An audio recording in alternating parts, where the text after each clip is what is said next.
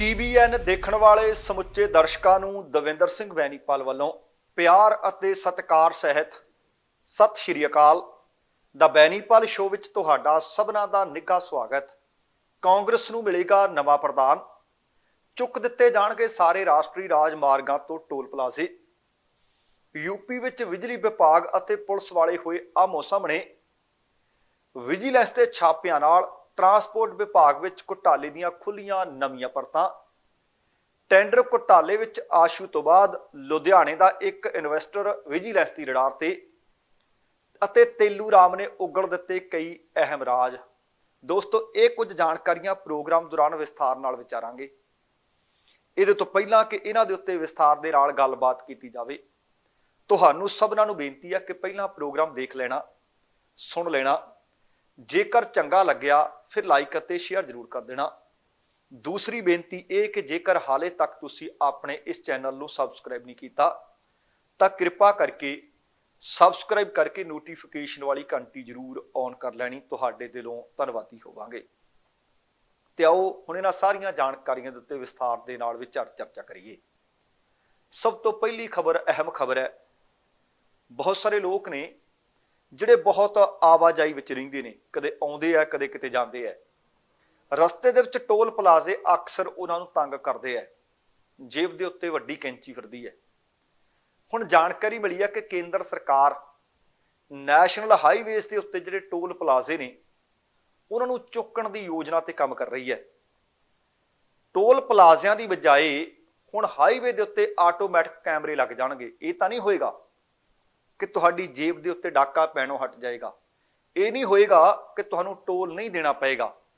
ਪਰ ਜਿਹੜੀਆਂ ਲੰਬੀਆਂ ਕਤਾਰਾਂ ਦੇ ਵਿੱਚ ਲੱਗਦੇ ਹੋ, ਤੁਹਾਡਾ ਸਮਾਂ ਬਰਬਾਦ ਹੁੰਦਾ, ਉਹਦੇ ਤੋਂ ਬਚਾਉਣ ਵਾਸਤੇ ਹੁਣ ਕੋਸ਼ਿਸ਼ ਕੀਤੀ ਜਾ ਰਹੀ ਹੈ।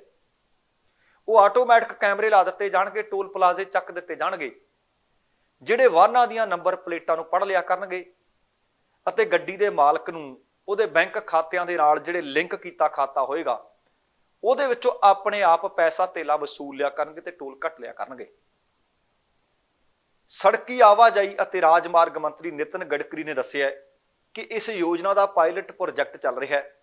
ਇਸ ਤਬਦੀਲੀ ਦੀ ਸਹੂਲਤ ਦੇ ਵਾਸਤੇ ਕਾਨੂੰਨੀ ਸੋਧਾਂ ਵੀ ਕੀਤੀਆਂ ਜਾ ਰਹੀਆਂ ਨੇ। ਉਹਨਾਂ ਨੇ ਦੱਸਿਆ ਕਿ 2019 ਦੇ ਵਿੱਚ ਅਸੀਂ ਇੱਕ ਨਿਯਮ ਬਣਾਇਆ ਸੀ ਕਿ ਕਾਰਾਂ ਕੰਪਨੀਆਂ ਜਿਹੜੀਆਂ ਬਣਾਉਂਦੀਆਂ ਨੇ ਉਹਦੇ ਦੁਆਰਾ ਹੀ ਨੰਬਰ ਪਲੇਟ ਫਿੱਟ ਕੀਤੀ ਜਾਵੇ। ਬੀਤੇ 4 ਸਾਲਾਂ ਦੇ ਵਿੱਚ ਜਿਹੜੀਆਂ ਗੱਡੀਆਂ ਆਈਆਂ ਨੇ, ਕਹਿੰਦੇ ਉਹਨਾਂ ਉੱਤੇ ਵੱਖ-ਵੱਖ ਨੰਬਰ ਪਲੇਟਾਂ ਨੇ। ਹੁਣ ਟੋਲ ਪਲਾਜ਼ਿਆਂ ਨੂੰ ਹਟਾਉਣ ਅਤੇ ਕੈਮਰੇ ਲਗਾਉਣ ਦੀ ਯੋਜਨਾ ਇਸ ਵਕਤ ਵੱਡੇ ਪੱਧਰ ਤੇ ਵਿਚਾਰੀ ਜਾ ਰਹੀ ਹੈ ਤਾਂ ਜੋ ਇਹਨਾਂ ਨੰਬਰ ਪਲੇਟਾਂ ਨੂੰ ਪੜ੍ਹ ਲਿਆ ਕਰਨ ਉਹ ਕੈਮਰੇ ਅਤੇ ਟੋਲ ਖਾਤੇ ਦੇ ਵਿੱਚੋਂ ਸਿੱਧਾ ਕੱਟ ਲਿਆ ਕਰਨ। ਟਰਾਂਸਪੋਰਟ ਮੰਤਰੀ ਨੇ ਆਖਿਆ ਕਿ ਹਾਲਾਂਕਿ ਇਹ ਇੱਕ ਸਮੱਸਿਆ ਵੀ ਹੈ ਇਹਦੇ ਵਿੱਚ ਕਿ ਟੋਲ ਪਲਾਜ਼ੇ ਤੋਂ ਬਾਹਰ ਨਿਕਲਣ ਅਤੇ ਭੁਗਤਾਨ ਨਾ ਕਰਨ ਵਾਲੇ ਵਾਹਨ ਮਾਲਕਾਂ ਨੂੰ ਜੁਰਮਾਨਾ ਕਰਨ ਲਈ ਕਾਨੂੰਨ ਦੇ ਤਹਿਤ ਕੋਈ ਵਿਵਸਥਾ ਨਹੀਂ। ਸਾਨੂੰ ਕਹਿੰਦੇ ਇਸ ਵਿਵਸਥਾ ਨੂੰ ਕਾਨੂੰਨ ਦੇ ਦਾਇਰੇ ਦੇ ਵਿੱਚ ਲਿਆਉਣ ਦੀ ਜ਼ਰੂਰਤ ਹੈ। ਅਸੀਂ ਉਹਨਾਂ ਕਾਰਾਂ ਲਈ ਇੱਕ ਵਿਵਸਥਾ ਲਿਆ ਸਕਦੇ ਹਾਂ ਜਿਨ੍ਹਾਂ ਵਿੱਚ ਨੰਬਰ ਪਲੇਟਾਂ ਨਹੀਂ ਨੇ। ਸਾਨੂੰ ਇਸ ਲਈ ਇੱਕ ਬਿੱਲ ਲਿਆਉਣ ਦੀ ਲੋੜ ਪਵੇਗੀ। ਗਡਕਰੀ ਨੇ ਦੱਸਿਆ ਕਿ ਕੇਂਦਰ ਸਰਕਾਰ ਭਾਰਤ ਦੀਆਂ ਸੜਕਾਂ ਤੇ ਰਾਜਮਾਰਗਾਂ ਦੇ ਸੁਧਾਰ ਲਈ ਲਗਾਤਾਰ ਕੰਮ ਕਰ ਰਹੀ ਹੈ।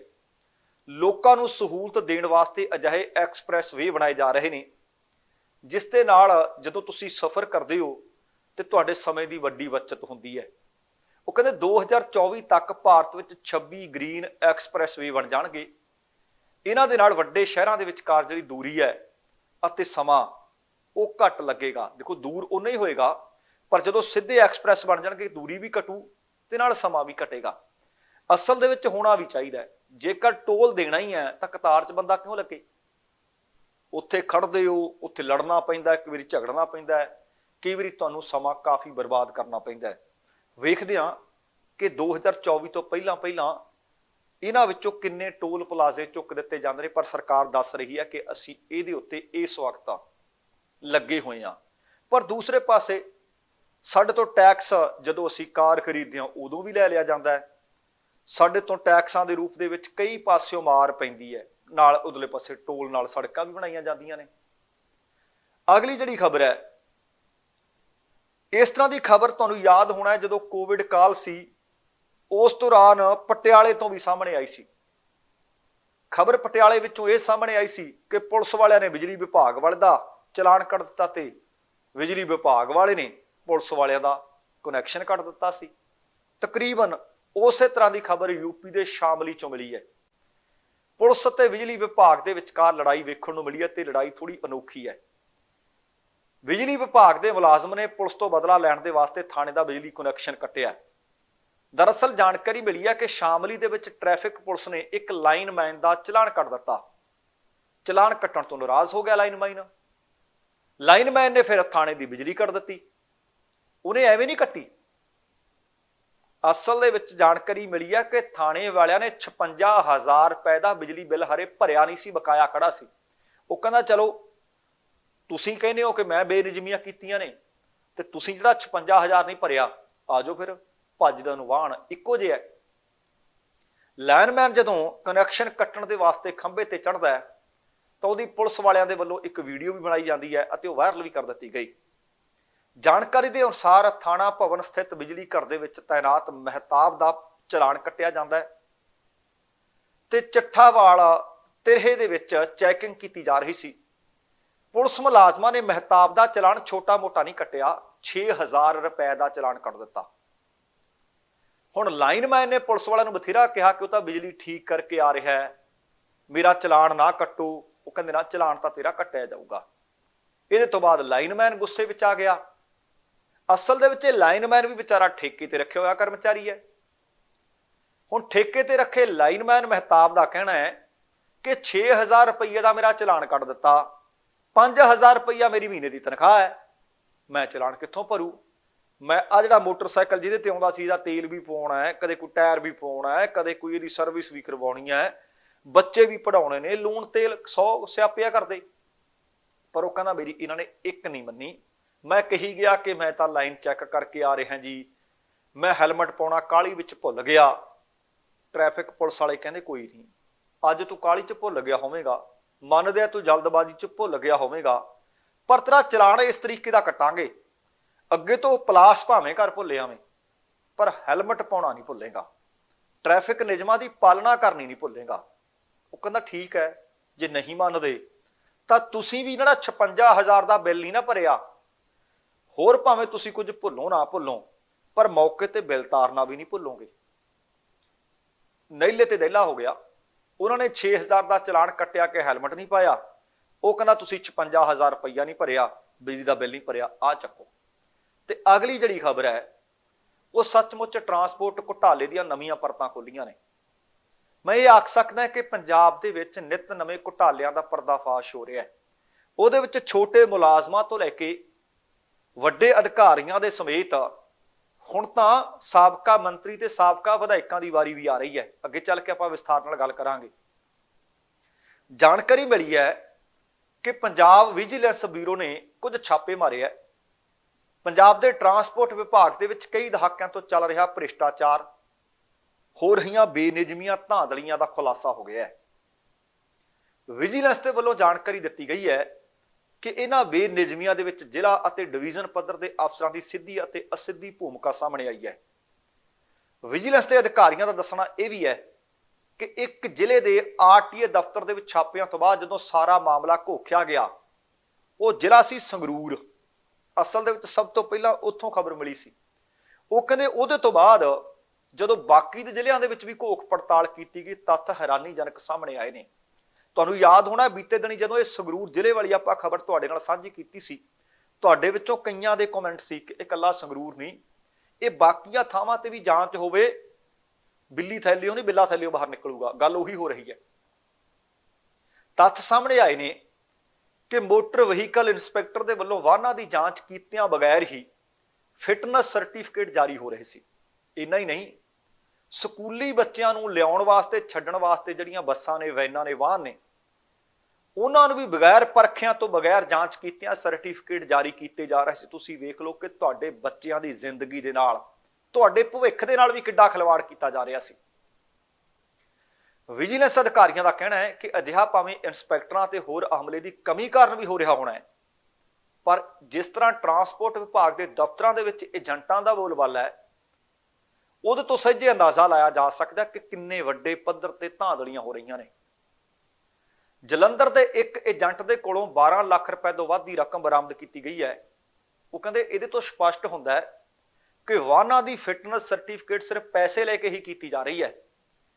ਵਿਜੀਲੈਂਸ ਦੇ ਅਧਿਕਾਰੀਆਂ ਦਾ ਦੱਸਣਾ ਹੈ ਕਿ ਖੇਤਰੀ ਟਰਾਂਸਪੋਰਟ ਅਥਾਰਟੀ ਭਾਵ ਆਰਟੀਏ ਦਫ਼ਤਰ ਦੇ ਵਿੱਚ ਬੇਨਿਯਮੀਆਂ ਤੇ ਭ੍ਰਿਸ਼ਟਾਚਾਰ ਸੰਬੰਧੀ ਸ਼ਿਕਾਇਤਾਂ ਮਿਲ ਰਹੀਆਂ ਸੀ। ਸ਼ਿਕਾਇਤਾਂ ਮਿਲਣ ਤੋਂ ਬਾਅਦ ਵਿਜੀਲੈਂਸ ਨੇ ਪੰਜਾਬ ਦੇ 7 ਜ਼ਿਲ੍ਹਿਆਂ, ਜਿਨ੍ਹਾਂ ਵਿੱਚ ਅੰਮ੍ਰਿਤਸਰ, ਗੁਰਦਾਸਪੁਰ, ਫਿਰੋਜ਼ਪੁਰ, ਮਾਨਸਾ, ਜਲੰਧਰ, ਹੁਸ਼ਿਆਰਪੁਰ ਅਤੇ ਕਈ ਹੋਰ ਜ਼ਿਲ੍ਹਿਆਂ ਦੇ ਵਿੱਚ ਵੀ ਜਦੋਂ ਇਹਨਾਂ ਦਫ਼ਤਰਾਂ ਦੀ ਅਚਨਚੇਤੀ ਚੈਕਿੰਗ ਕੀਤੀ ਤਾਂ ਉਹਨਾਂ ਦੱਸਿਆ ਕਿ ਚੈਕਿੰਗ ਦੇ ਦੌਰਾਨ ਵਿਜੀਲੈਂਸ ਬਿਊਰੋ ਦੀਆਂ ਟੀਮਾਂ ਦੇ ਵੱਲੋਂ ਮੋਟਰ ਵਹੀਕਲ ਇੰਸਪੈਕਟਰ ਅਤੇ ਸਬੰਧਤ ਆਰਟੀਏ ਦਫ਼ਤਰਾਂ ਤੋਂ ਵਾਹਨ ਦੀ ਫਿਟਨੈਸ ਸਰਟੀਫਿਕੇਟ ਜਾਰੀ ਕਰਨ ਦੇ ਸ਼ੱਕੀ ਰਿਕਾਰਡ ਨੂੰ ਜ਼ਬਤ ਕਰਨਾ ਪਿਆ। ਇਸ ਸੰਬੰਧੀ ਅਫਸਰਾਂ ਅਤੇ ਏਜੰਟਾਂ ਦੇ ਖਿਲਾਫ ਪਟਿਆਲਾ, ਜਲੰਧਰ ਤੇ ਹੋਰਨਾਂ ਥਾਵਾਂ ਤੇ ਕੇਸ ਵੀ ਦਰਜ ਕਰ ਲਏ ਗਏ। ਟਰਾਂਸਪੋਰਟ ਵਿਭਾਗ ਦੇ ਨਿਯਮਾਂ ਦੇ ਅਨੁਸਾਰ ਸਾਰੇ ਵਪਾਰਕ ਵਾਹਨਾਂ ਨੂੰ ਅਸਲ ਦੇ ਵਿੱਚ ਜਿਨ੍ਹਾਂ ਨੇ ਚੱਲਣਾ ਹੈ ਸੜਕ ਤੇ, ਆਰਟੀਏ ਦਫ਼ਤਰ ਤੋਂ ਫਿਟਨੈਸ ਸਰਟੀਫਿਕੇਟ ਲੈਣਾ ਜ਼ਰੂਰੀ ਹੁੰਦਾ ਹੈ ਅਤੇ ਇਹ ਜਿਨ੍ਹਾਂ ਨੂੰ ਫਿਟਨੈਸ ਸਰਟੀਫਿਕੇਟ ਦੇਣਾ ਹੈ ਉਹਨਾਂ ਸਾਰੇ ਵਾਹਨਾਂ ਨੂੰ ਦਸਤਾਵੇਜ਼ਾਂ ਦੇ ਸਮੇਤ ਸਬੰਧਤ ਦਫ਼ਤਰ ਦੇ ਵਿੱਚ ਨਿਰੀਖਣ ਵਾਸਤੇ ਲਿਜਾਣਾ ਵੀ ਲਾਜ਼ਮੀ ਹੁੰਦਾ ਹੈ। ਪਰ ਜਿਹੜੀ ਇਹ ਜਾਂਚ ਕੀਤੀ ਗਈ, ਜਿਸ ਤਰ੍ਹਾਂ ਸੰਗਰੂਰ ਵਿੱਚ ਕੀਤੀ ਗਈ ਸੀ, ਜਿਸ ਤਰ੍ਹਾਂ ਹੁਣ ਜਲੰਧਰ ਜਾਂ ਹੋਰਨਾਂ ਥਾਵਾਂ ਤੇ ਕੀਤੀ ਗਈ ਹੈ, ਪਤਾ ਲੱਗਿਆ ਕਿ ਉੱਥੇ ਮਹਿਜ਼ ਦਸਤਾਵੇਜ਼ ਲਿਜਾਏ ਜਾਂਦੇ ਨੇ, ਉਹਨਾਂ ਤੇ ਦਸਤਖਤ ਕਰ ਦਿੱਤੇ ਜਾਂਦੇ ਨੇ, ਮੁੱਠੀ ਤੇ ਜੇਬ ਗਰਮ ਕਰ ਲਈ ਜਾਂਦੀ ਹੈ। ਅਧਿਕਾਰੀਆਂ ਦਾ ਦੱਸਣਾ ਹੈ ਕਿ ਵੱਖ-ਵੱਖ ਜ਼ਿਲ੍ਹਿਆਂ ਦੇ ਵਿੱਚ ਅਧਿਕਾਰੀ ਏਜੰਟਾਂ ਤੇ ਵਿਚੋਲਿਆਂ ਨਾਲ ਮਿਲੀ ਭੁਗਤ ਦੇ ਨਾਲ ਵਾਹਨਾਂ ਦੇ ਮਾਡਲਾਂ ਦੇ ਆਧਾਰ ਤੇ ਹੀ ਪ੍ਰਤੀ ਵਾਹਨ ਭਾਰੀ ਰਿਸ਼ਵਤ ਲੈ ਰਹੇ ਸੀ ਅਤੇ ਫਿਜ਼ੀਕਲ ਫਿਟਨੈਸ ਵੈਰੀਫਿਕੇਸ਼ਨ ਕੀਤੇ ਬਗੈਰ ਦੇ ਰਹੇ ਸੀ, ਸਰਟੀਫਿਕੇਟ ਇਸ਼ੂ ਹੋ ਰਹੇ ਸੀ। ਹੁਣ ਇਸ ਤਰ੍ਹਾਂ ਕੁਝ ਆਰਟੀਏਸ ਅਤੇ ਐਮਬੀਆਈ ਦੇ ਵੱਲੋਂ ਖੁਦ ਨਿਰੀਖਣ ਕੀਤੇ ਬਗੈਰ ਸਿਰਫ ਦਸਤਾਵੇਜ਼ਾਂ ਦੇ ਆਧਾਰ ਤੇ ਹੀ ਫਿਜ਼ੀਕਲ ਜਾਂਚ ਕਰਕੇ ਵਾਹਨਾਂ ਨੂੰ ਪਾਸ ਕੀਤਾ ਜਾ ਰਿਹਾ ਸੀ, ਜਿਸ ਨੂੰ ਮੌਕੇ ਤੇ ਨਿਰੀਖਣ ਦੀ ਨਿਰਧਾਰਤ ਥਾਂ ਤੇ ਲਿਆਉਣਾ ਲਾਜ਼ਮੀ ਸੀ ਤੇ ਉਹ ਨਿਯਮ ਛਿੱਕੇ ਟੰਗਿਆ ਜਾ ਰਿਹਾ ਸੀ। ਜਿਸ ਤਰ੍ਹਾਂ ਮੈਂ ਤੁਹਾਨੂੰ ਦੱਸ ਰਿਹਾ ਕਿ ਸੰਗਰੂਰ ਦੇ ਵਿੱਚੋਂ ਖਬਰਾਂ ਪਹਿਲਾਂ ਪ੍ਰਕਾਸ਼ ਵਿੱਚ ਆਈਆਂ ਸੀ ਤੇ ਪਤਾ ਲੱਗਿਆ ਸੀ ਕਿ ਹਰ ਮਹੀਨੇ 35 ਤੋਂ 40 ਲੱਖ ਰੁਪਏ ਦਾ ਘਪਲਾ ਕੀਤਾ ਜਾ ਰਿਹਾ ਸੀ। ਹੁਣ ਇਹ ਵੀ ਦੱਸਿਆ ਸੀ ਕਿ ਇਹ ਧੰਦਾ ਬੀਤੇ 7 ਤੇ 8 ਵਰਿਆਂ ਤੋਂ ਤਕਰੀਬਨ ਚੱਲਦਾ ਆ ਰਿਹਾ ਹੈ। ਹੁਣ ਜੇਕਰ ਇੱਕ ਦਫ਼ਤਰ ਦੇ ਵਿੱਚ 7 ਤੋਂ 8 ਸਾਲਾਂ ਤੋਂ ਇਹ ਧੰਦਾ ਚੱਲ ਰਿਹਾ ਹੈ, ਮਹੀਨੇ ਦਾ ਤਕਰੀਬਨ 40 ਲੱਖ ਬਟੋਰਿਆ ਜਾ ਰਿਹਾ ਹੈ, ਤਾਂ ਮਸਲਾ ਜਾਂ ਮਾਮਲਾ ਛੋਟਾ ਨਹੀਂ। ਇਹ ਘਪਲਾ ਛੋਟਾ ਨਹੀਂ, ਇਹ ਘਪਲਾ ਕਰੋੜਾਂ ਦਾ। ਇੱਕ ਦਫ਼ਤਰ ਦਾ ਮੈਂ ਜ਼ਿਕਰ ਕਰ ਰਿਹਾ ਤੇ ਹੁਣ ਸਮੁੱਚੇ ਪੰਜਾਬ ਦੇ ਵਿੱਚ ਆਹੀ ਕੁਝ ਹੋ ਰਿਹਾ ਹੈ। ਦੱਸਣਾ ਬਣਦਾ ਕਿ ਵਿਜੀਲੈਂਸ ਬਿਊਰੋ ਦੇ ਵੱਲੋਂ ਮੋਟਰ ਵਹੀਕਲ ਇੰਸਪੈਕਟਰ ਜਲੰਧਰ ਅਤੇ 2 ਪ੍ਰਾਈਵੇਟ ਏਜੰਟਾਂ ਨੂੰ ਗ੍ਰਿਫਤਾਰ ਕਰ ਲਿਆ ਗਿਆ ਹੈ। ਉਹਨਾਂ ਦੇ ਕੋਲੋਂ ਵਾਹਨਾਂ ਲਈ ਫਿਟਨੈਸ ਸਰਟੀਫਿਕੇਟ ਜਾਰੀ ਕਰਨ ਦੇ ਸ਼ੱਕੀ ਦਸਤਾਵੇਜ਼ਾਂ ਤੋਂ ਇਲਾਵਾ ਰਿਸ਼ਵਤ ਦੀ ਰਕਮ ਦੇ ਵਜੋਂ 12.5 ਲੱਖ ਰੁਪਏ ਬਰਾਮਦ ਵੀ ਕੀਤੇ ਗਏ ਹੈ ਤੇ ਬਾਅਦ ਚ ਇਹਨਾਂ ਨੂੰ ਗ੍ਰਿਫਤਾਰ ਵੀ ਕਰ ਲਿਆ ਗਿਆ ਹੈ। ਗ੍ਰਿਫਤਾਰ ਕੀਤੇ ਗਏ ਵਿਅਕਤੀਆਂ ਦੇ ਵਿੱਚ ਨਰੇਸ਼ ਕਲੇਰ, ਇਹਨਾਂ ਦੇ ਨਾਲ ਏਜੰਟ ਰਾਮਪਾਲ ਉਰਫ ਰਾਧੇ ਅਤੇ ਮੋਹਨ ਲਾਲ, ਇਹਨਾਂ ਤਿੰਨਾਂ ਨੂੰ ਗ੍ਰਿਫਤਾਰ ਕੀਤਾ ਗਿਆ ਹੈ। ਹੁਣ ਆਪ ਹਿਸਾਬ ਲਾ ਲਓ ਤੁਸੀਂ ਕਿ ਕਿਹੜਾ ਮਹਿਕਮਾ ਜਿੱਥੇ ਅਸੀਂ ਆਖੀਏ ਕਿ ਰਿਸ਼ਵਤ ਨਹੀਂ ਦਿੱਤੀ ਜਾ ਰਹੀ ਜਾਂ ਰਿਸ਼ਵਤ ਨਹੀਂ ਲਈ ਜਾ ਰਹੀ। ਹੁਣ ਇਹਦੇ ਚ ਇਹ ਸੰਬੰਧਿਤ ਅਧਿਕਾਰੀ ਭਾਵੇਂ ਕੋਈ ਛੋਟਾ ਭਾਵੇਂ ਕੋਈ ਵੱਡਾ ਹੈ, ਇਹ ਤਾਂ ਦੋਸ਼ੀ ਹੈਗੇ ਹੀ ਹੈ, ਪਰ ਕੀ ਅਸੀਂ ਆਪਣੇ ਆਪ ਨੂੰ ਦੋਸ਼ ਮੁਕਤ ਕਰਾਂਗੇ? ਜਿਨ੍ਹਾਂ ਦੇ ਵਾਹਨ ਨੇ, ਭਾਵੇਂ ਸਕੂਲ ਦੀਆਂ ਬੱਸਾਂ ਨੇ ਜਾਂ ਵੈਨਾਂ ਨੇ ਜਾਂ ਮਾਲ ਢੁਆਈ ਵਾਸਤੇ ਜਿਹੜੇ ਵਾਹਨ ਰੱਖੇ ਹੋਏ ਨੇ, ਜੇ ਭਾਈ ਤੁਹਾਡੀ ਗੱਡੀ ਸਹੀ ਹੈ ਤਾਂ ਤੁਸੀਂ ਉਹਨੂੰ ਲੈ ਕੇ ਕਿਉਂ ਨਹੀਂ ਜਾਂਦੇ? ਇਹਦਾ ਮਤਲਬ ਕਿਤੇ ਨਾ ਕਿਤੇ ਗੱਡੀ ਵੀ ਠੀਕ ਨਹੀਂ। ਇਸੇ ਕਰਕੇ ਸਿਰਫ ਪੇਪਰ ਲੈ ਗਏ, ਕਿਸੇ ਦੀ ਮੁੱਠੀ ਚਾਪੀ ਕੀਤੀ, ਅੰਡਰ ਦਾ ਟੇਬਲ ਪੈਸੇ ਦਿੱਤੇ, ਫਿਟਨੈਸ ਸਰਟੀਫਿਕੇਟ ਲਿਆ ਤੇ ਬੱਚਿਆਂ ਨੂੰ ਵੈਨ ਜਾਂ ਬੱਸ ਢੋ ਰਹੀ ਹੈ। ਇਹਦਾ ਮਤਲਬ ਦੋਵੇਂ ਪਾਸੇ ਗਿੱਧਾ ਤਾਂ ਰਲ ਮਿਲ ਕੇ ਪੈ ਰਿਹਾ ਹੈ। ਅਸੀਂ ਵੀ ਕਸੂਰਵਾਰ ਹਾਂ ਤੇ ਸੰਬੰਧਿਤ ਅਧਿਕਾਰੀ ਵੀ ਕਸੂਰਵਾਰ ਨੇ। ਚੰਗਾ ਹੋਵੇ ਕਿ ਆਹ ਇੰਸਪੈਕਟਰ ਫੜ ਲਏ, ਆਹ ਜਿਹੜੇ ਕੁਝ ਦਲਾਲ ਵਿਚੋਲੇ ਫੜ ਲਏ, ਔਰ ਜਿਨ੍ਹਾਂ ਨੂੰ ਸਰਟੀਫਿਕੇਟ ਇਸ਼ੂ ਹੋਏ ਨੇ ਛੱਡਿਆ ਉਹਨਾਂ ਨੂੰ ਵੀ ਨਾ ਜਾਵੇ, ਤਾਂ ਕਿ ਅਸੀਂ ਸਿੱਧੇ ਤਾਂ ਹੋਈਏ ਵੀ ਤੀਰ ਵਰਗੇ। ਅਗਲੀ ਵੀ ਘਪਲੇ ਦੀ ਘੁਟਾਲੇ ਦੀ ਖਬਰ ਹੈ। ਬੀਤੇ ਦਿਨੀ ਤੁਹਾਡੇ ਨਾਲ ਖਬਰ ਸਾਂਝੀ ਕੀਤੀ ਸੀ ਕਿ ਸਾਬਕਾ ਕਾਂਗਰਸੀ ਮੰਤਰੀ ਭਾਰਤ ਭੂਸ਼ਣ ਆਸ਼ੂ ਇੱਕ ਸੈਲੂਨ ਦੇ ਵਿੱਚੋਂ ਗ੍ਰਿਫਤਾਰ ਕਰ ਲਏ ਗਏ ਸਨ। ਵਿਜੀਲੈਂਸ ਆਸ਼ੂ ਤੋਂ ਬੀਤੇ 2 ਦਿਨਾਂ ਤੋਂ ਲਗਾਤਾਰ ਪੁੱਛਗਿੱਛ ਕਰ ਰਹੀ ਹੈ, ਪਰ ਜਾਣਕਾਰੀ ਮਿਲੀ ਹੈ ਕਿ ਉਹਨੂੰ ਸਵਾਲ ਤਾਂ ਬਹੁਤ ਸਾਰੇ ਕੀਤੇ ਗਏ ਹੈ। ਉਹਨਾਂ ਵਿੱਚੋਂ ਕੁਝ ਸਵਾਲਾਂ ਦੇ ਜਵਾਬ ਵੀ ਉਹਨੇ ਦਿੱਤੇ ਹੈ, ਪਰ ਬਹੁਤਿਆਂ ਸਵਾਲਾਂ ਨੂੰ ਉਹ ਗੋਲ-ਮੋਲ ਕਰ ਰਿਹਾ ਹੈ। ਵਿਜੀਲੈਂਸ ਦੇ ਅਧਿਕਾਰੀਆਂ ਦਾ ਦੱਸਣਾ ਹੈ ਕਿ ਆਸ਼ੂ ਪੁੱਛ ਪੜਤਾਲ ਦੇ ਦੌਰਾਨ ਪੂਰਾ ਸਹਿਯੋਗ ਨਹੀਂ ਦੇ ਰਿਹਾ। ਉਹ ਗੱਲਾਂ-ਗੱਲਾਂ ਦੇ ਵਿੱਚ ਅਧਿਕਾਰੀਆਂ ਨੂੰ ਉਲਝਾ ਰਿਹਾ ਹੈ। ਉਹਨਾਂ ਕਿਹਾ ਕਿ ਸਵਾਲਾਂ ਦੇ ਜਵਾਬ ਪੁੱਛ ਪੜਤਾਲ ਜਿਹੜੀ ਉਹ ਤੋਂ ਕਰਨੀ ਅਸੀਂ ਚਾਹੁੰਦੇ ਹਾਂ, ਜਦੋਂ ਸਾਨੂੰ ਜਵਾਬ ਦੇ ਨਹੀਂ ਰਿਹਾ ਤੇ ਸ਼ਾਇਦ ਇਹ ਪੁੱਛ ਪੜਤਾਲ ਲੰਬੀ ਵੀ ਹੋ ਸਕਦੀ ਹੈ। ਇੱਥੇ ਇਹ ਵੀ ਦੱਸਣਾ ਬਣਦਾ ਕਿ ਭਾਰਤ ਭੂਸ਼ਣ ਆਸ਼ੂ ਦਾ ਪੀਏ ਮੀਨੂ ਪੰਕਜ ਮਲਹੋਤਰਾ ਸਰਕਾਰੀ ਡੀਪੂ ਅਤੇ ਘਰ ਦੇ ਬਾਹਰ ਇੱਕ ਕਰਿਆਨੇ ਦੀ ਦੁਕਾਨ ਚਲਾਇਆ ਕਰਦਾ ਸੀ। ਹਿਸਾਬ ਲਾ ਲਓ ਕਿ ਕਿੰਨਾ ਕੁ ਅਮੀਰ ਹੋਣਾ ਹੈ। ਪਰ ਪੀਏ ਬਣਨ ਤੋਂ ਬਾਅਦ ਕੁਝ ਸਮੇਂ ਦੇ ਵਿੱਚ ਹੀ ਇਹਨੇ ਕਰੋੜਾਂ ਦੀ ਪ੍ਰਾਪਰਟੀ ਕਿਵੇਂ ਇਕੱਠੀ ਕਰ ਲਈ, ਇੰਨੀ ਪ੍ਰਾਪਰਟੀ ਦਾ ਮਾਲਕ ਕਿਵੇਂ ਬਣ ਗਿਆ? ਇਹ ਕੋਈ ਅਲਜਬਰਾ ਤਾਂ ਹੈ ਨਹੀਂ, ਤੁਹਾਨੂੰ ਵੀ ਸਮਝ ਆ ਗਿਆ ਹੋਣਾ। ਪਰ ਸਵਾਲ ਵੱਡਾ ਹੈ।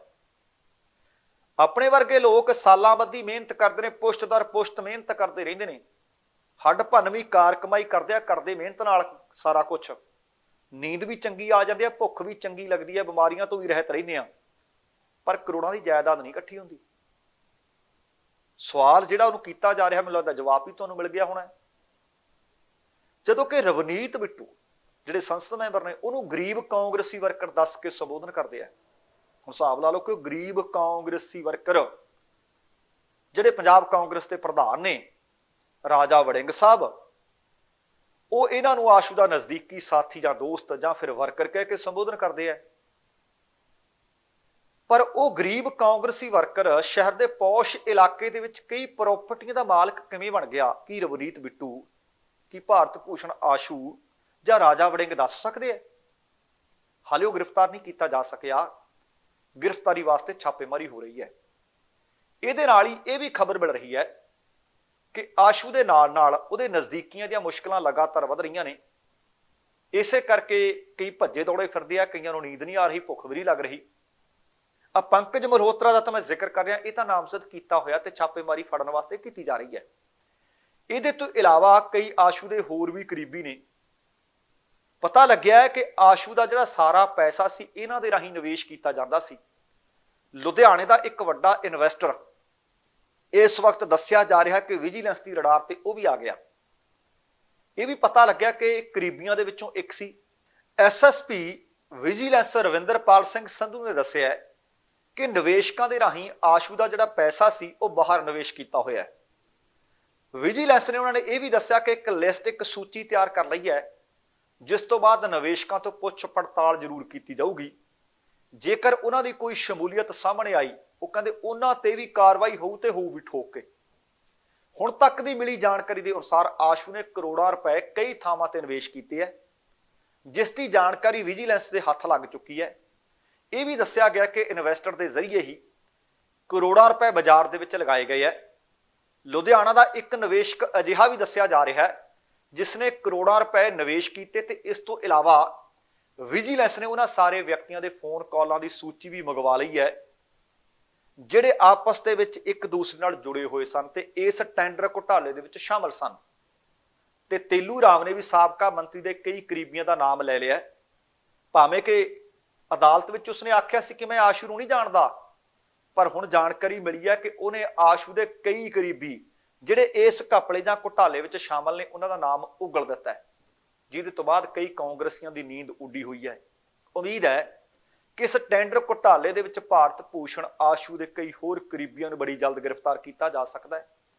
ਭਾਵੇਂ ਕਿ ਕਾਂਗਰਸ ਇਹਨੂੰ ਧੱਕੇਸ਼ਾਹੀ ਆਖ ਰਹੀ ਹੈ, ਇਹਨੂੰ ਬਦਲਾਖੋਰੀ ਆਖ ਰਹੀ ਹੈ, ਨਾਲ ਹੀ ਕਾਂਗਰਸ ਦੇ ਆਗੂਆਂ ਨੇ ਵਿਜੀਲੈਂਸ ਦਫ਼ਤਰ ਲੁਧਿਆਣਾ ਦੇ ਬਾਹਰ ਪੱਕਾ ਮੋਰਚਾ ਵੀ ਗੱਡ ਲਿਆ। ਪਰ ਹੁਣ ਕਰਨਗੇ ਕੀ? ਉਹ ਤੇਲੂ ਰਾਮ ਦੇ ਬਿਆਨਾਂ ਨੂੰ ਆਧਾਰ ਬਣਾ ਰਹੇ ਨੇ। ਪਰ ਹੁਣ ਤਾਂ ਖਬਰ ਹੋਰ ਮਿਲ ਰਹੀ ਹੈ ਕਿ ਤੇਲੂ ਰਾਮ ਨੇ ਪੁੱਛ ਪੜਤਾਲ ਜਦੋਂ ਸਾਹਮਣੇ ਬਿਠਾ ਕੇ ਕੀਤੀ ਹੈ, ਕਈ ਅਹਿਮ ਰਾਜ ਵੀ ਉਗਲ ਦਿੱਤੇ ਹੈ। ਤੇਲੂ ਰਾਮ ਤੋਂ ਵਿਜੀਲੈਂਸ ਦੇ ਅਧਿਕਾਰੀਆਂ ਨੂੰ ਕਈ ਅਹਿਮ ਜਾਣਕਾਰੀਆਂ ਮਿਲ ਗਈਆਂ ਨੇ। ਜਾਣਕਾਰੀ ਮਿਲੀ ਹੈ ਕਿ ਤੇਲੂ ਰਾਮ ਅਤੇ ਭਾਰਤ ਭੂਸ਼ਣ ਆਸ਼ੂ ਤੋਂ ਬਾਅਦ ਹੁਣ ਜਿਹੜਾ ਪੀਏ ਮੀਨੂ ਪੰਕਜ ਮਲਹੋਤਰਾ ਉਹਦੇ ਤੇ ਸ਼ਿਕੰਜਾ ਕੱਸਿਆ ਜਾ ਰਿਹਾ ਹੈ। ਵਿਜੀਲੈਂਸ ਨੇ ਦੱਸਿਆ ਕਿ ਮੀਨੂ ਮਲਹੋਤਰਾ ਦੀਆਂ 6 ਪ੍ਰਾਪਰਟੀਆਂ ਦੀ ਡਿਟੇਲ ਉਹਨਾਂ ਦੇ ਹੱਥ ਲੱਗ ਗਈ ਹੈ ਤੇ ਸਾਰੀਆਂ ਪ੍ਰਾਪਰਟੀਆਂ ਸ਼ਹਿਰ ਦੇ ਪੌਸ਼ ਇਲਾਕੇ ਵਿੱਚ ਦੱਸੀਆਂ ਜਾ ਰਹੀਆਂ ਤੇ ਇਹਨਾਂ ਦੀ ਕੀਮਤ ਕਰੋੜਾਂ 'ਚ ਦੱਸੀ ਜਾ ਰਹੀ ਹੈ। ਅਤੇ ਇਹ ਵੀ ਦੱਸ ਦਿੱਤਾ ਕਿ ਇਹਨਾਂ 'ਚ ਇੱਕ ਕੰਪਲੈਕਸ ਵੀ ਹੈ। ਇਹਨਾਂ ਜਾਇਦਾਦਾਂ ਦਾ ਹੁਣ ਰਿਕਾਰਡ ਖੰਗਾਲਿਆ ਜਾ ਰਿਹਾ ਹੈ ਤਾਂ ਕਿ ਪਤਾ ਲੱਗ ਸਕੇ ਕਿ ਮੀਨੂ ਪੰਕਜ ਮਲਹੋਤਰਾ ਨੇ ਇਹ ਪ੍ਰਾਪਰਟੀਆਂ ਕਦੋਂ ਬਣਾਈਆਂ, ਕਿੱਥੋਂ ਅਤੇ ਕਿਵੇਂ ਪੈਸਾ ਲਿਆਂਦਾ। ਕਿਉਂਕਿ ਇੱਕ ਕਰਿਆਨੇ ਦੀ ਦੁਕਾਨ ਕਰਨ ਵਾਲਾ ਇੰਨੀਆਂ ਪ੍ਰਾਪਰਟੀਆਂ ਦਾ ਮਾਲਕ ਥੋੜੇ ਜਿਹੇ ਸਮੇਂ 'ਚ ਨਹੀਂ ਬਣ ਸਕਦਾ। ਵਿਜੀਲੈਂਸ ਨੂੰ ਇਹ ਵੀ ਪਤਾ ਲੱਗਿਆ ਕਿ ਮਲਹੋਤਰਾ ਨੇ ਕੁਝ ਜ਼ਮੀਨ ਆਪਣੇ ਰਿਸ਼ਤੇਦਾਰਾਂ ਦੇ ਨਾਮ ਤੇ ਵੀ ਖਰੀਦੀ ਹੋਈ ਹੈ ਅਤੇ ਉਹਨਾਂ ਰਿਸ਼ਤੇਦਾਰਾਂ ਦੀ ਸੂਚੀ ਵੀ ਤਿਆਰ ਕੀਤੀ ਜਾ ਰਹੀ ਹੈ ਤੇ ਉਹਨਾਂ ਦੇ ਘਰਾਂ 'ਚ ਛਾਪੇਮਾਰੀ ਵੀ ਕੀਤੀ ਜਾ ਰਹੀ ਹੈ। ਵਿਜੀਲੈਂਸ ਦੇ ਵੱਲੋਂ ਕੀਤੀ ਹੁਣ ਤੱਕ ਦੀ ਜਾਂਚ ਵਿੱਚ ਇਹ ਵੀ ਗੱਲ ਸਾਹਮਣੇ ਆ ਗਈ ਹੈ ਕਿ ਆਸ਼ੂ ਦੇ ਪੀਏ ਮਲਹੋਤਰਾ ਇਸ ਘੁਟਾਲੇ ਦੇ ਵਿੱਚ ਸਭ ਤੋਂ ਅਹਿਮ ਭੂਮਿਕਾ ਨਿਭਾਉਣ ਵਾਲੇ ਵਿਅਕਤੀ ਨੇ। ਟੈਂਡਰ ਵਾਸਤੇ ਟ੍ਰੇਡਰਸ ਨੂੰ ਉਹ ਲੱਭਦਾ ਸੀ, ਰੇਟ ਫਿਕਸ ਕਰਨ ਤੱਕ ਸਾਰਾ ਕੰਮ ਮੀਨੂ ਮਲਹੋਤਰਾ ਕਰਦਾ ਸੀ, ਡੀਲ ਫਾਈਨਲ ਹੋਣ ਤੋਂ ਬਾਅਦ ਪੈਸੇ ਦਾ ਲੈਣ ਦੇਣ ਵੀ ਮੀਨੂ ਪੰਕਜ ਮਲਹੋਤਰਾ ਹੀ ਕਰਿਆ ਕਰਦਾ ਸੀ। ਫਿਰ ਅਫਸਰਾਂ ਤੋਂ ਨੇਤਾਵਾਂ ਤੱਕ ਹਿੱਸਾ ਪੱਤੀ ਕਿਹਨੂੰ ਕਿੰਨੀ ਦੇਣੀ ਹੈ, ਇਹਦਾ ਜ਼ਿੰਮਾ ਵੀ ਮੀਨੂ ਮਲਹੋਤਰਾ ਦੇ ਜ਼ਿੰਮੇ ਸੀ। ਇਹ ਵੀ ਜਾਣਕਾਰੀ ਮਿਲੀ ਹੈ ਕਿ ਆਪਣੇ ਜੀਵਨ ਦਾ ਅੱਧੇ ਤੋਂ ਜ਼ਿਆਦਾ ਹਿੱਸਾ ਜਵਾਹਰ ਨਗਰ ਕੈਂਪ ਵਿੱਚ ਗੁਜ਼ਾਰਨ ਵਾਲਾ ਮੀਨੂ ਪੰਕਜ ਮਲਹੋਤਰਾ ਕੁਝ ਮਹੀਨਿਆਂ ਤੋਂ ਨਿਊ ਮਾਡਲ ਟਾਊਨ ਦੇ ਵਿੱਚ ਇੱਕ ਕੋਠੀ ਬਣਵਾ ਰਿਹਾ ਸੀ ਅਤੇ ਇਸ ਕੋਠੀ ਦਾ ਰਿਕਾਰਡ ਵੀ ਚੈੱਕ ਕੀਤਾ ਜਾ ਰਿਹਾ ਹੈ। ਇਹ ਵੀ ਜਾਣਕਾਰੀ ਮਿਲੀ ਹੈ ਕਿ ਗ੍ਰਿਫਤਾਰ ਕੀਤੇ ਗਏ ਤੇਲੂ ਰਾਮ ਨੇ ਕੁਝ ਸਮਾਂ ਪਹਿਲਾਂ ਹੀ ਤਕਰੀਬਨ 20 ਏਕੜ ਜ਼ਮੀਨ ਖਰੀਦੀ। ਮੀਨੂ ਮਲਹੋਤਰਾ ਨੇ ਵੀ ਕੁਝ ਪ੍ਰਾਪਰਟੀਆਂ ਖਰੀਦੀਆਂ। ਇਹਦੇ ਲਈ ਰਾਕੇਸ਼ ਕੁਮਾਰ ਸਿੰਗਲਾ ਦੀ ਤੈਨਾਤੀ ਅਤੇ ਉਸਦੇ ਪ੍ਰਾਪਰਟੀ ਦੇ ਦਸਤਾਵੇਜ਼ ਵੀ ਇਕੱਠੇ ਕਰ ਲਏ ਗਏ ਨੇ। ਆ ਸਾਰੀਆਂ ਜਾਣਕਾਰੀਆਂ ਤੇਲੂ ਰਾਮ ਨੇ ਉਗਲੀਆਂ ਨੇ। ਹੁਣ ਆਸ਼ੂ ਭਾਵੇਂ ਕੁਝ ਕਹੀ ਜਾਵੇ, ਬਾਹਰ ਪੱਕਾ ਮੋਰਚਾ ਗੱਡ ਕੇ ਬੈਠੇ ਕਾਂਗਰਸੀ ਭਾਵੇਂ ਕੁਝ ਕਹੀ ਜਾਣ, ਉਹ ਸਕੂਟਰਾਂ ਨੂੰ ਟਰੱਕ ਕਿਵੇਂ ਬਣਾਇਆ, ਮੋਟਰਸਾਈਕਲਾਂ ਨੂੰ ਟਰੱਕ ਕਿਵੇਂ ਬਣਾਇਆ, ਇਸ ਗੱਲ ਦਾ ਜਵਾਬ ਸ਼ਾਇਦ ਕਿਸੇ ਕਾਂਗਰਸੀ ਆਗੂ ਕੋਲ ਨਹੀਂ ਹੋਣਾ। ਵੇਖਦੇ ਹਾਂ ਕਿ ਜੇ ਜਵਾਬ ਹੋਇਆ ਤਾਂ ਇਹਨਾਂ ਸਵਾਲਾਂ ਦੇ ਜਵਾਬ ਕਦੋਂ ਦਿੰਦੇ ਨੇ। ਤੇ ਅਗਲੀ ਗੱਲ ਕਰਦੇ ਹਾਂ ਭਾਰਤ ਦੀ ਸਭ ਤੋਂ ਪੁਰਾਣੀ party Congress party. Bharatiya Janata party ਕਹਿੰਦੀ ਹੈ ਕਿ ਕਾਂਗਰਸ ਮੁਕਤ ਕਰ ਦੇਣਾ ਭਾਰਤ। ਜਿਸ ਤਰੀਕੇ ਦੀ ਕਾਰਗੁਜ਼ਾਰੀ ਹੈ, ਭਾਵੇਂ ਸੂਬਿਆਂ 'ਚ ਦੇਖੀਏ ਤੇ ਭਾਵੇਂ ਕੇਂਦਰ 'ਚ ਦੇਖੀਏ, ਤਾਂ ਕਾਂਗਰਸ ਵਾਲੇ ਆਪਣੇ ਆਪ ਹੀ ਜਿਵੇਂ ਸੱਪਣੀ ਆਪਣੇ ਆਂਡਿਆਂ ਨੂੰ ਆਪ ਖਾਂਦੀ ਆ, ਉਹ ਕੰਮ ਹੀ ਆਪ ਕਰ ਰਹੇ ਨੇ। ਜਿਸ ਤਰ੍ਹਾਂ ਪੰਜਾਬ ਦੇ ਵਿੱਚ ਸ਼੍ਰੋਮਣੀ ਅਕਾਲੀ ਦਲ ਨੂੰ ਬਾਦਲ ਚੁੰਬੜੇ ਹੋਏ ਨੇ, ਉਸੇ ਤਰ੍ਹਾਂ ਕਾਂਗਰਸ ਪਾਰਟੀ ਨੂੰ ਗਾਂਧੀ ਪਰਿਵਾਰ। ਉਧਰ ਗਾਂਧੀ ਪਰਿਵਾਰ ਦੇ ਕਰਕੇ ਪਾਰਟੀ ਦਾ ਇਹ ਹਸ਼ਰ ਹੁੰਦਾ ਜਾ ਰਿਹਾ। ਤੇ ਇੱਧਰ ਤੁਸੀਂ ਦੇਖੋ ਕਿ 17 ਦੀ ਚੋਣ ਹਾਰੀ, 22 ਦੀ ਚੋਣ ਹਾਰੀ, ਜ਼ਿਮਨੀ ਚੋਣ ਹਾਰੀ, ਤਾਂ ਵੀ ਕਹਿੰਦੇ ਅਸੀਂ ਪ੍ਰਧਾਨ ਨਹੀਂ ਉਹ ਬਦਲਣਾ। ਜੇ ਲੋਕ ਤੁਹਾਡੀ ਅਗਵਾਈ ਦੇ ਵਿੱਚ ਤੁਹਾਡੀ ਪਾਰਟੀ ਨੂੰ ਮੂਹੇ ਨਹੀਂ ਲਾ ਰਹੇ ਤਾਂ ਸੋਚਣਾ ਤਾਂ ਬਣਦਾ ਹੈ। ਜੇ ਨਹੀਂ ਵੀ ਸੋਚਣਾ ਤਾਂ ਨੈਤਿਕਤਾ ਵੀ ਕਿਸੇ ਚੀਜ਼ ਨੂੰ ਕਹਿੰਦੇ ਹੈ। ਤੇ ਹੁਣ ਇਧਰਲੇ ਪਾਸੇ ਕਾਂਗਰਸ ਵਾਲੇ ਪਾਸਿਓਂ ਖਬਰ ਮਿਲ ਰਹੀ ਹੈ ਕਿ ਕਾਂਗਰਸ ਪਾਰਟੀ ਨੂੰ ਕੋਈ ਨਵਾਂ ਪ੍ਰਧਾਨ ਜਲਦੀ ਮਿਲ ਸਕਦਾ ਹੈ। ਪਾਰਟੀ ਦੀ ਮੌਜੂਦਾ ਅੰਤਰਿਮ ਪ੍ਰਧਾਨ ਸੋਨੀਆ ਗਾਂਧੀ ਨੇ ਕਾਂਗਰਸ ਦਾ ਅਗਲਾ ਪ੍ਰਧਾਨ ਕੌਣ ਹੋਵੇਗਾ ਇਹਦੇ ਬਾਬਤ ਕਹਿੰਦੇ ਫੈਸਲਾ ਲੈ ਲਿਆ। ਜੇ ਇਹ ਫੈਸਲਾ ਸੱਚਮੁੱਚ ਲੈ ਲਿਆ ਤਾਂ ਇਹ ਆਖਿਆ ਜਾ ਸਕਦਾ ਕਿ ਲੰਬੇ ਸਮੇਂ ਤੋਂ ਬਾਅਦ ਕਾਂਗਰਸ ਪ੍ਰਧਾਨ ਗੈਰ ਗਾਂਧੀ ਪਰਿਵਾਰ ਤੋਂ ਹੋਏਗਾ। ਜਾਣਕਾਰੀ ਦੇ ਅਨੁਸਾਰ ਸੋਨੀਆ ਗਾਂਧੀ ਨੇ ਰਾਜਸਥਾਨ ਦੇ ਮੁੱਖ ਮੰਤਰੀ ਅਤੇ ਸੀਨੀਅਰ ਕਾਂਗਰਸੀ ਆਗੂ ਅਤੇ ਆਪਣੇ ਖਾਸ ਮਖਾਸ ਅਸ਼ੋਕ ਗਹਿਲੋਤ ਨੂੰ ਕਾਂਗਰਸ ਦੀ ਕਮਾਨ ਸੌਂਪਣ ਦਾ ਫੈਸਲਾ ਕਰ ਲਿਆ ਹੈ। ਜਾਣਕਾਰੀ ਮਿਲੀ ਹੈ ਕਿ ਸੋਨੀਆ ਨੇ ਖੁਦ ਅਸ਼ੋਕ ਗਹਿਲੋਤ ਨੂੰ ਕਾਂਗਰਸ ਪ੍ਰਧਾਨ ਬਣਾਉਣ ਦੇ ਵਾਸਤੇ ਆਪ ਉਹਨਾਂ ਦੇ ਨਾਮ ਨੂੰ ਅੱਗੇ ਕੀਤਾ ਤੇ ਚੁਣਿਆ। ਇਹ ਵੀ ਪਤਾ ਲੱਗਿਆ ਕਿ ਸੋਨੀਆ ਗਾਂਧੀ ਮੈਡੀਕਲ ਜਾਂਚ ਦੇ ਵਾਸਤੇ ਵਿਦੇਸ਼ ਜਾਣਾ ਚਾਹੁੰਦੀ ਹੈ। ਸੋਨੀਆ ਚਾਹੁੰਦੀ ਹੈ ਕਿ ਵਿਦੇਸ਼ ਜਾਣ ਤੋਂ ਪਹਿਲਾਂ ਗਹਿਲੋਤ ਪਾਰਟੀ ਦੀ ਵਾਗਡੋਰ ਸੰਭਾਲ ਲੈਣ। ਪਤਾ ਲੱਗ ਰਿਹਾ ਕਿ ਸੋਨੀਆ ਨੇ ਇਹ ਪੇਸ਼ਕਸ਼ ਅਸ਼ੋਕ ਗਹਿਲੋਤ ਨੂੰ ਇੱਕ ਮੁਲਾਕਾਤ ਦੌਰਾਨ ਕੀਤੀ। ਹਾਲਾਂਕਿ ਗਹਿਲੋਤ ਕੈਂਪ ਨੇ ਇਸ ਦੇ ਬਾਬਤ ਹਾਲੇ ਕੋਈ ਜਾਣਕਾਰੀ ਨਹੀਂ ਦਿੱਤੀ, ਪਰ ਸੂਤਰਾਂ ਦਾ ਕਹਿਣਾ ਹੈ ਕਿ ਕਾਂਗਰਸ ਪ੍ਰਧਾਨ ਦੇ ਅਹੁਦੇ ਦੇ ਲਈ ਗਾਂਧੀ ਪਰਿਵਾਰ ਤੋਂ ਬਾਹਰ ਦੇ ਨਾਂ ਦੇ ਉੱਤੇ ਜੇਕਰ ਵਿਚਾਰ ਕੀਤਾ ਤਾਂ ਉਹ ਅਸ਼ੋਕ ਗਹਿਲੋਤ ਦੇ ਨਾਮ ਦੇ ਉੱਤੇ ਵਿਚਾਰ ਕੀਤਾ ਗਿਆ, ਕਿਉਂਕਿ ਅਸ਼ੋਕ ਗਹਿਲੋਤ ਕਾਂਗਰਸ ਪ੍ਰਧਾਨ ਸੋਨੀਆ ਗਾਂਧੀ ਦੀ ਪਹਿਲੀ ਪਸੰਦ ਦੱਸੇ ਗਏ ਨੇ। ਪਰ ਅਸ਼ੋਕ ਗਹਿਲੋਤ ਨੂੰ ਜਦੋਂ ਇਸ ਦੇ ਬਾਬਤ ਪੁੱਛਿਆ ਗਿਆ, ਉਹ ਕਹਿੰਦੇ ਰਾਹੁਲ ਗਾਂਧੀ ਨੂੰ ਆਪਣੇ ਫੈਸਲੇ ਤੇ ਮੁੜ ਵਿਚਾਰ ਕਰਨਾ ਚਾਹੀਦਾ ਹੈ। ਉਹ ਕਹਿੰਦੇ ਇਹਦੇ ਨਾਲ ਪਾਰਟੀ ਵਰਕਰਾਂ ਦਾ ਮਨੋਬਲ ਡਿੱਗੇਗਾ। ਅਸ਼ੋਕ ਗਹਿਲੋਤ ਨੇ ਕਿਹਾ ਕਿ ਪਾਰਟੀ ਪ੍ਰਧਾਨ ਲਈ ਰਾਹੁਲ ਗਾਂਧੀ ਸਭ ਤੋਂ ਉੱਚੇ ਅਤੇ ਸਰਬਸੰਮਤੀ ਨਾਲ ਚੁਣੇ ਗਏ ਨੇ। ਇਹਦੇ ਨਾਲ ਹੀ ਉਹਨਾਂ ਨੇ ਇਹ ਵੀ ਕਿਹਾ ਕਿ ਸੱਚਮੁੱਚ ਮੈਂ ਤੁਹਾਡੇ ਤੋਂ ਸੁਣ ਰਿਹਾ ਕਿ ਮੀਡੀਆ ਤੋਂ ਮੈਨੂੰ ਪਤਾ ਲੱਗਿਆ ਕਿ ਮੈਨੂੰ ਸੋਨੀਆ ਗਾਂਧੀ ਪ੍ਰਧਾਨ ਬਣਾਉਣਾ ਚਾਹੁੰਦੇ ਨੇ। ਪਰ ਅਗਲੀ ਗੱਲ ਉਹਨਾਂ ਨਾਲ ਇਹ ਵੀ ਆਖੀ ਕਿ ਜਿਹੜੀ ਵੀ ਜ਼ਿੰਮੇਵਾਰੀ ਮੈਨੂੰ ਸੌਂਪੀ ਜਾਏਗੀ ਮੈਂ ਉਹਨੂੰ ਪੂਰਾ ਕਰਾਂਗਾ ਤੇ ਹੁਣ ਵੀ ਜਿਹੜੀ ਮੈਨੂੰ ਜ਼ਿੰਮੇਵਾਰੀ ਦਿੱਤੀ ਹੋਈ ਹੈ ਮੈਂ ਪੂਰੀ ਉਹਨੂੰ ਕਰ ਰਿਹਾ। ਦੱਸਣਾ ਬਣਦਾ ਕਿ ਕਾਂਗਰਸ ਦੇ ਨਵੇਂ ਪ੍ਰਧਾਨ ਦੀ ਚੋਣ 21 ਸਤੰਬਰ ਤੱਕ ਕੀਤੀ ਜਾਣੀ ਹੈ। ਕਾਂਗਰਸ ਪ੍ਰਧਾਨ ਦੀ ਚੋਣ ਦਾ ਵਿਸਥਾਰਤ ਜਿਹੜਾ ਸਕੈਜੂਅਲ ਹੈ ਉਹ ਜਾਰੀ ਕੀਤਾ ਜਾਵੇਗਾ। ਦੱਸਿਆ ਜਾ ਰਿਹਾ ਕਿ ਇਹ ਪ੍ਰਕਿਰਿਆ ਨਿਰਧਾਰਤ ਸਮਾਂ ਸੀਮਾ ਦੇ ਅੰਦਰ ਅੰਦਰ ਪੂਰੀ ਕੀਤੀ ਜਾਏਗੀ। ਪਾਰਟੀ ਦੇ ਕੇਂਦਰੀ ਚੋਣ ਅਥਾਰਟੀ ਦੇ ਚੇਅਰਮੈਨ ਮਧੂਸੂਦਨ ਮਿਸਤਰੀ ਨੇ ਕਿਹਾ ਸੀ ਕਿ ਕਾਂਗਰਸ ਪ੍ਰਧਾਨ ਦੀ ਚੋਣ ਲਈ ਆਖਰੀ ਤਾਰੀਖ ਨੂੰ ਮਨਜ਼ੂਰੀ ਦੇਣਾ ਕਾਂਗਰਸ ਵਰਕਿੰਗ ਕਮੇਟੀ ਤੇ ਨਿਰਭਰ ਕਰਦਾ ਹੈ, ਪਰ ਸਾਡੇ ਪੱਖ ਤੋਂ ਅਸੀਂ ਤਿਆਰ ਹਾਂ ਕਿ ਚੋਣ ਜਦੋਂ ਮਰਜ਼ੀ ਕਰਵਾ ਲਈ ਜਾਵੇ।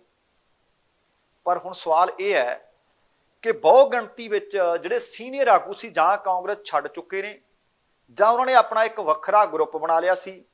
ਉਹ ਵੀ ਕਹਿੰਦੇ ਸੀ ਕਿ ਸਾਡੀ ਕਾਂਗਰਸ ਦੇ ਵਿੱਚ ਅਣਦੇਖੀ ਹੋ ਰਹੀ ਹੈ ਅਤੇ ਗਾਂਧੀ ਪਰਿਵਾਰ ਦੇ ਕਾਰਨ ਕਾਂਗਰਸ ਨੂੰ ਲਗਾਤਾਰ ਖੋਰਾ ਲੱਗਦਾ ਜਾ ਰਿਹਾ ਹੈ। ਉਹ ਕਹਿੰਦੇ ਜੋ ਕੋਈ ਚੱਜ ਦੀ ਸਲਾਹ ਦਿੰਦੇ ਆ ਇਹ ਸੁਣਦੇ ਕੋਈ ਨਹੀਂ।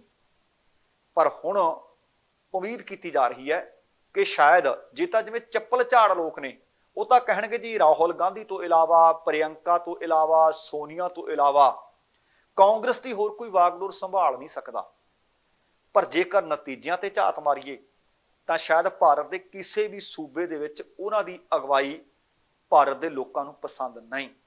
ਵੇਖਦੇ ਹਾਂ ਕਿ ਕੀ ਸੱਚਮੁੱਚ ਕਾਂਗਰਸ ਨੂੰ ਨਵਾਂ ਪ੍ਰਧਾਨ ਬੜੀ ਜਲਦ ਮਿਲਦਾ ਹੈ ਜਾਂ ਫਿਰ ਸਾਰੇ ਦੇ ਸਾਰੇ ਫਿਰ ਉਹੀ ਗੱਲ ਕਿ ਸਾਰੇ ਹੱਕ ਪ੍ਰਧਾਨ ਜੀ ਨੂੰ ਜਿਹਨੂੰ ਮਰਜ਼ੀ ਚੁਣ ਲੈਣ, ਜਿਹਦੇ ਮਰਜ਼ੀ ਨਾਂ ਦੇ ਉੱਤੇ ਮੋਹਰ ਲਾ ਦੇਣ, ਜਿਹਨੂੰ ਮਰਜ਼ੀ ਆਪਣੀ ਜੇਬ ਚੋਂ ਕੱਢ ਦੇਣ। ਸੋ ਦੋਸਤੋ, ਇਹ ਸੀ ਕੁੱਲ ਮਿਲਾ ਕੇ ਆਪਣਾ ਅੱਜ ਦਾ ਪ੍ਰੋਗਰਾਮ। ਉਮੀਦ ਕਰ ਰਹੇ ਹਾਂ ਤੁਹਾਨੂੰ ਚੰਗਾ ਲੱਗਿਆ ਹੋਵੇਗਾ। ਜੇਕਰ ਪ੍ਰੋਗਰਾਮ ਚੰਗਾ ਲੱਗਿਆ ਤਾਂ ਕਿਰਪਾ ਕਰਕੇ ਲਾਈਕ ਅਤੇ ਸ਼ੇਅਰ ਜ਼ਰੂਰ ਕਰ ਦੇਣਾ। ਜੇਕਰ ਹਾਲੇ ਤੱਕ ਤੁਸੀਂ ਆਪਣੇ ਇਸ ਚੈਨਲ ਨੂੰ ਸਬਸਕ੍ਰਾਈਬ ਨਹੀਂ ਕੀਤਾ ਤਾਂ ਕਿਰਪਾ ਕਰਕੇ ਸਬਸਕ੍ਰਾਈਬ ਕਰਕੇ ਨੋਟੀਫਿਕੇਸ਼ਨ ਵਾਲੀ ਘੰਟੀ ਜ਼ਰੂਰ ਔਨ ਕਰ ਲੈਣੀ। ਤੁਹਾਡੇ ਦਿਲੋਂ ਧੰਨਵਾਦੀ ਹੋਵਾਂਗੇ।